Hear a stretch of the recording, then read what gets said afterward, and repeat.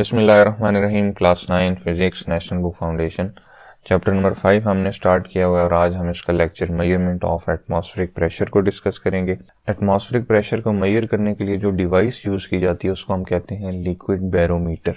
ठीक है, और जो लिक्विड बैरोमीटर की मोस्ट कॉमन टाइप है वो है मरकरी बैरोमीटर। ठीक है, मरकरी बैरोमीटर क्यों कहते हैं? क्योंकि उसके अंदर मरकरी का इस्तेमाल किया जाता है, क्योंकि मरकरी की जो डेंसिटी होती है वो वाटर के मुकाबले में 13 टाइम्स ज़्यादा होती है, जिसकी मदद से जितनी भी चेंजेस होती हैं वो प्रोमिनेंट देखी जा सकती हैं। ठीक है, बैरोमीटर जिस प्रिंसिपल पे वर्क करता है वो है हाइड्रोस्टेटिक्स। ठीक है, हाइड्रोस्टेटिक्स का मतलब होता है कि the study of fluids at rest. ठीक है, तो प्रिंसिपल ऑफ हाइड्रोस्टेटिक क्या है, वो क्या कहता है?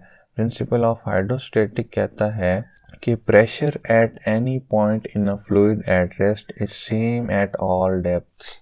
कि ये आपके पास क्या है, एक हॉरिजॉन्टल प्लेन आप कंसीडर कर लें इसको। ठीक है, तो ये जो ऊपर आपके पास ये ब्लू कलर के एरोज लगे हुए हैं ये एटमॉस्फेरिक प्रेशर को शो कर रहे हैं। ठीक है, कि एटमॉस्फेरिक प्रेशर इस तरह ऊपर से नीचे की तरफ लग रहा है।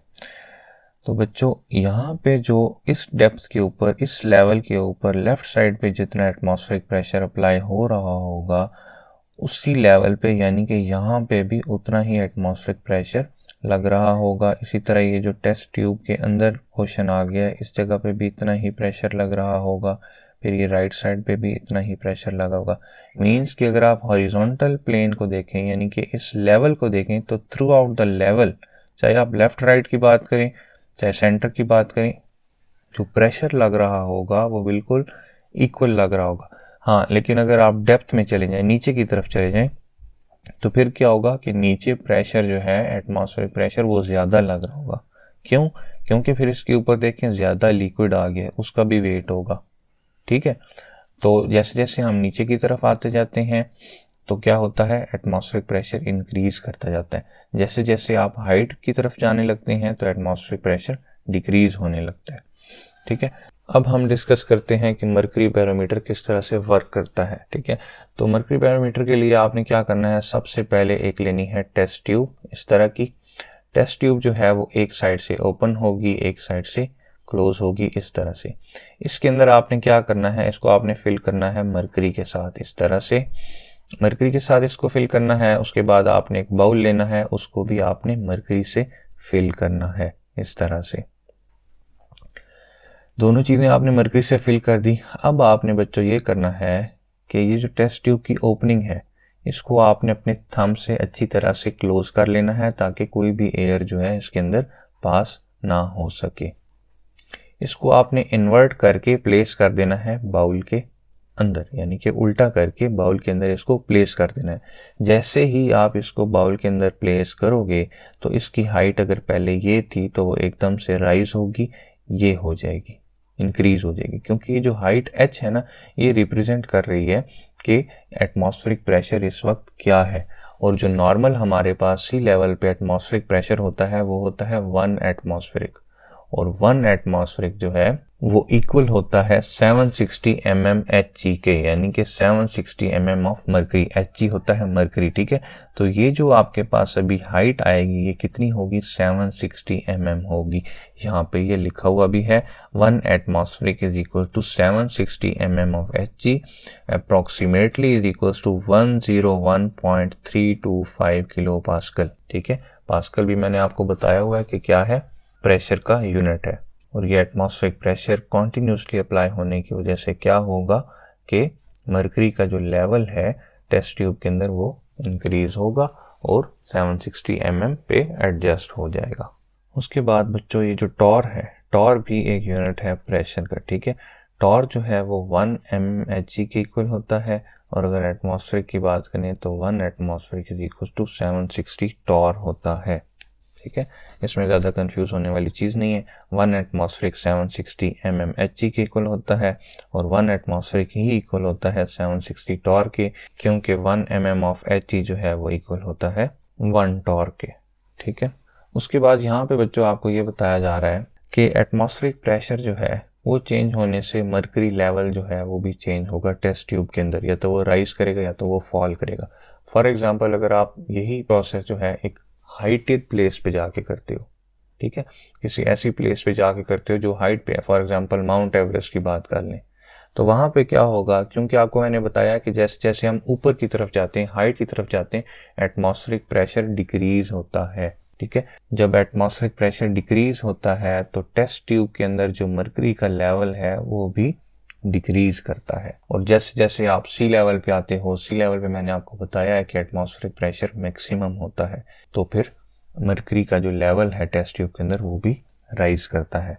इसके बाद यहाँ पे है कि मरकरी बैरोमीटर जो है वो हमें प्रिसीजन के साथ एटमॉस्फेरिक प्रेशर तो बता देते हैं, लेकिन चूंकि इसमें मरकरी यूज हुआ है और जो मरकरी है वो एक हैवी मेटल है, ठीक है।